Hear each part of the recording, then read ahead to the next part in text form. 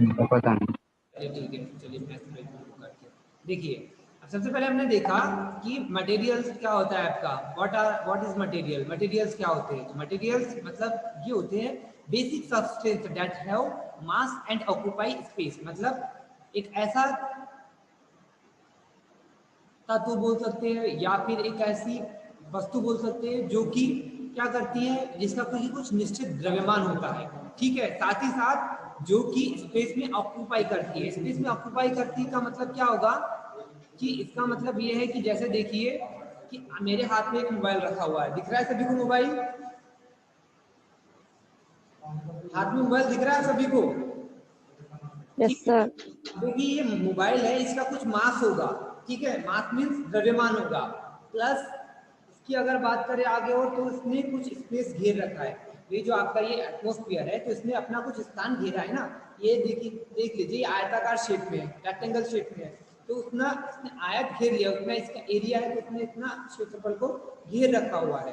तो वही कहा है कि भाई मटेरियल्स क्या होते हैं कि मटेरियल जिसका कि कुछ द्रव्यमान होता है, प्लस जो कि कोई स्थान वातावरण में कोई अपना स्थान घेरता है, वो सारे आपके मटेरियल्स कहलाते हैं, ठीक है।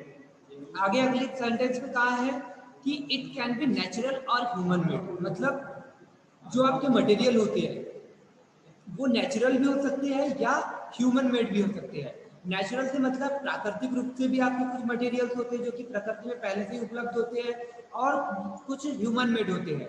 ह्यूमन मेड की बात कर सकते हैं कैसे, कि जो मनुष्य के द्वारा बनाए जाते हैं कृत्रिम रूप से, ठीक है। अब नेचुरल मटेरियल का कोई एग्जांपल दीजिए मुझे कि आप कौन कौन से नेचुरल मटेरियल को जानते हैं।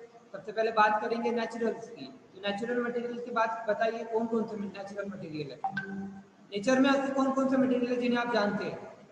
Reply me. प्रकृति में उपस्थित पहले से कौन से ऐसे तत्व है या मटेरियल है जिन्हें आप जानते हैं?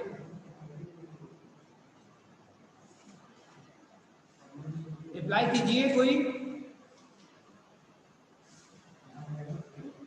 वुड।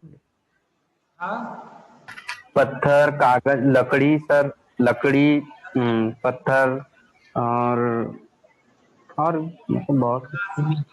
और मिट्टी होती है कि नहीं प्रकृति में, कि मिट्टी को हमने बनाया? हाँ, मिट्टी। मिट्टी भी सर, मिट्टी। और मेटल होते हैं, मेटल भी तो होते हैं ना, धातुएं प्रकृति की तो देन है ना। कुछ मिनरल्स होते हैं, कार्बन जैसे देखिए कार्बन भी होता है, ओके। तो ये सारी चीजें जो होती है आपकी प्रकृति में पहले से ही उपस्थित होती है, ठीक है। आगे हम देखते हैं क्या कि नेक्स्ट पता है आपका कि there are now about 3 lakh different known material. मतलब अभी तक की पृथ्वी में लगभग 30 लाख, सॉरी 30 लाख नहीं 3 लाख, 3 लाख मटेरियल अवेलेबल है जो कि हम जानते हैं, जो हमारी समझ में है। और भी ज्यादा होते हैं लेकिन उनकी खोज नहीं हुई है। तो जिनको हम जानते हैं वो कितने हमारे पास में, लगभग 3 लाख मटेरियल अब भी हमारे पास में प्रकृति में अवेलेबल है, ओके। तो ये आ गया समझ में आपको मटेरियल्स क्या है। सबसे पहला कि जिनका कुछ द्रव्यमान होता है तथा जो स्थान घेरते हैं। लिख लीजिए डेफिनेशन में, परिभाषा में लिख लीजिए आप, परिभाषा में लिख लीजिए, हेडिंग दीजिए कि पदार्थ किसे कहते हैं, पदार्थ क्या है।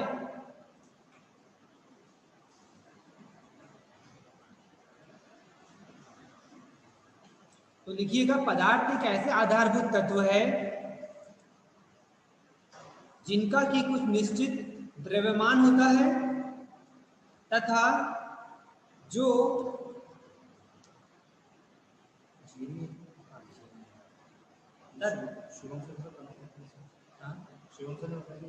मैंने देखा था तो मेरे वाले यूज नहीं कर रहा था, तो कल नहीं करे तो बहुत अच्छा लगा, बोला यार वीडियो यूज कर, मैं भी यूज करूँगा। सर अपने सेकंड पेपर पूरे दूंगा, उसके बाद लक्ष्य को तो कैसे करना। आप सेकंड ईयर में आपको बोलो मैं बता दूँ कि आपको बोलो पेपर बनने लग जा रहा हूँ सब लोग, ठीक है। दोनों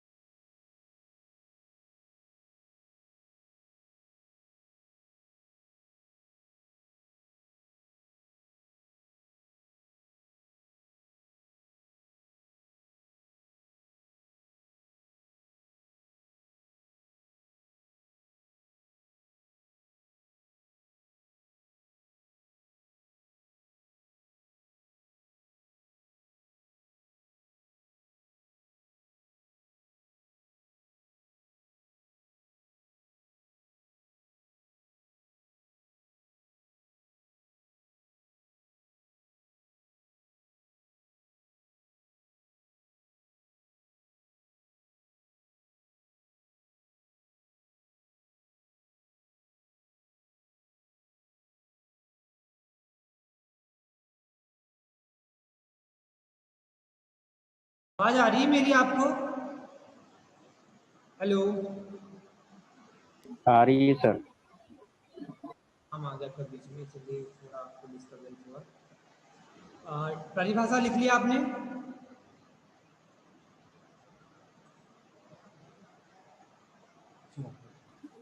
नो सर। देखिए कि पदार्थ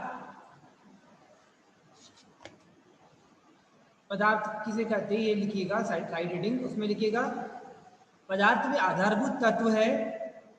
आप हिंदी वाले कितने और इंग्लिश वाले कितने हैं यहाँ पे इस क्लास में?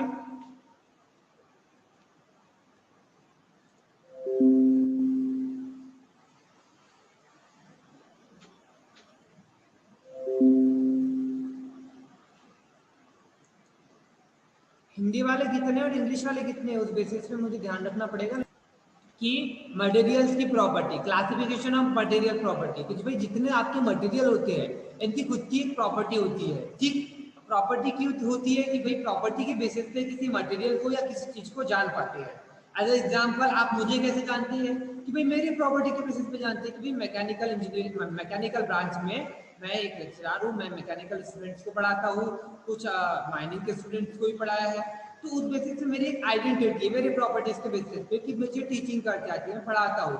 तो वैसे ही किसी भी चीज को आप जानते हैं उसकी प्रॉपर्टी के बेसिस पे कि ये चीज ऐसी ऐसी है और इसके कारण हम इसे जानते हैं। ठीक है, तो जैसे मटेरियल की प्रॉपर्टी को हमने देखा, ये डायग्राम बना लीजिए आप जल्दी से, या स्क्रीनशॉट लेकर के बाद में बना सकते हैं कि मटेरियल को हमने 4 कैटेगरी में डिवाइड किया है मटेरियल की प्रॉपर्टीज को। पहली प्रॉपर्टी है केमिकल प्रॉपर्टी, दूसरी है आपकी फिजिकल प्रॉपर्टी, तीसरी है मैकेनिकल प्रॉपर्टी और चौथी है डायमेंशनल प्रॉपर्टी। केमिकल प्रॉपर्टी की अगर जल्दी थोड़ी स्पीड में बात करें, केमिकल प्रॉपर्टी क्या होती है, तो जैसे देखिए थोड़ा हम आ जाते हैं पास में और बताते हैं, एक सेकेंड। जैसे आप देखिएगा सबसे पहली आपकी कंपोजिशन, ऑक्साइड और कंपाउंड, मतलब इसमें कहा है कि जो भी आपके जो मटेरियल्स होते हैं, है ना, उनको क्या कहता है केमिकली हम कैसे बने होते हैं, मतलब उनका कंपोजिशन कैसा रहता है, कि उनकी बनावट कैसी रहती है, उसके आधार पर जो स्टडी की जाती है वो की जाती है आपकी केमिकल प्रॉपर्टी के अंतर्गत में।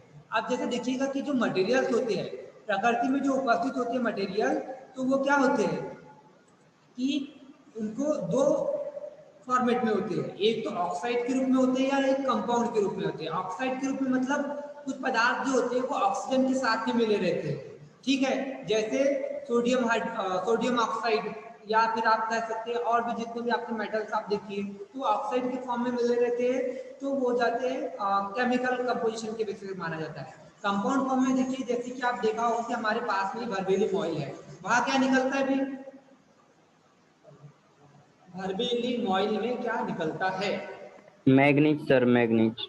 अब मैग्नीज ऐसा तो नहीं है कि एकदम जैसे अंदर हाथ डाला और ऐसे चमकता हुआ मैग्नीज निकला, ऐसे ही निकलता है क्या? किसने देखा ये कैसा मैग्नीज निकलता है वहां, बताइए। सर देखा तो नहीं है, बाकी चलिए हम कच्चा बताते, मतलब। देखा है जो मैग्नीज होता है ना, वह मैग्नीज एकदम अंदर जाकर के उसकी मॉइलिंग होती है, मॉइल में होता है कि जो खुदाई होती है वहां पर आपका पत्थर के रूप में निकलता है मैग्नीज। अब आप उसको ऐसे देखकर ही नहीं बता सकते कि ये मैग्नीज है कि नहीं, आपको ऐसा लगेगा अरे ये तो पत्थर है उठा के फेंक दो, लेकिन किसी ने जो मटेरियल साइंस वाला इंजीनियर था उसने स्टडी किया और पता किया कि अरे पत्थर नॉर्मल पत्थर नहीं है, इसमें अंदर अगर हम उसको प्यूरिफाई करें तो इससे हमारा मैग्नीज निकल सकता है। तो उसने स्टडी किया और देखा कि इसमें ज्यादातर परसेंट पत्थर के अलावा और भी बहुत सारी चीजें मिक्स होती है, कुछ उसमें एल्यूमिनियम भी होता है, कुछ कॉपर भी होता है, कुछ जिंक भी होता है, लेकिन ज्यादा परसेंटेज में आपका होता है मैग्नीज। तो क्या किया जाता है कि उसे निकाला जाता है और आगे चल के उसका प्यूरिफिकेशन किया जाता है और फिर मैग्नीज निकलता है। और मैग्नीज का यूज क्या होता है भाई, वो मैग्नीज जो निकलता है आभूषण यूज कहाँ होता है? सर, ज्वेलरी में ज्वेलरी में नहीं। कुछ कुछ स्टेनलेस स्टील के नाम सुना है आपने कभी? सर, फिर मिक्स करते सर उसको। हाँ बिल्कुल, सर मैंने बताया था, उसमें आपको बताया था कि भाई यहाँ पे मैग्नीज का, निकिल का, क्रोमियम का, टंगस्टन का, इन सभी मेटल का यूज है, कुछ कार्बन का, ठीक है, इन सभी मेटल का यूज होता है। ठीक, तो पढ़ेंगे आगे कि भाई आपके लिए कल काम होगा कि आप मैग्नीज के बारे में पढ़ के आएंगे कि मैग्नीज क्या होता है तथा इसका उपयोग कहाँ